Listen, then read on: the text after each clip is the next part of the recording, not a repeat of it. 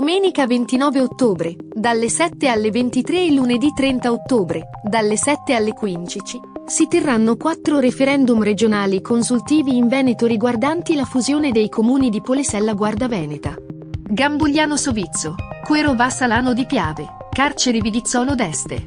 Circa 20.000 elettori saranno chiamati a votare in queste consultazioni.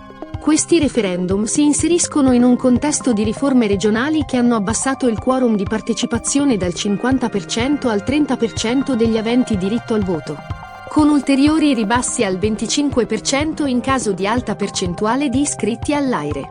Si tratta di un passo verso la razionalizzazione della governance e l'efficienza del territorio regionale.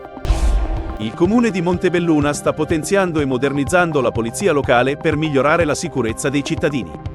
Con il cambio di comando a luglio, il nuovo comandante Paolo Scarpa sta portando avanti un processo di crescita e miglioramento dell'organico, che attualmente conta 11 membri, tra agenti, agenti scelti, assistenti e personale amministrativo.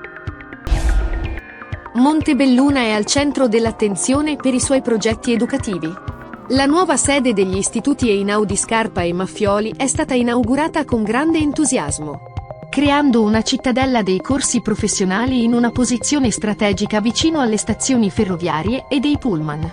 Tuttavia, l'attenzione ora si sposta su Biadene, dove una moderna scuola primaria per gli alunni della frazione e di Pederiva è in costruzione. Purtroppo, l'incremento dei prezzi delle materie prime ha rallentato il cantiere, ritardando la consegna prevista per l'anno scolastico in corso. Le riprese della fiction Rai 1 nel centro storico di Feltre e zone circostanti sono state concluse dopo 2 settimane.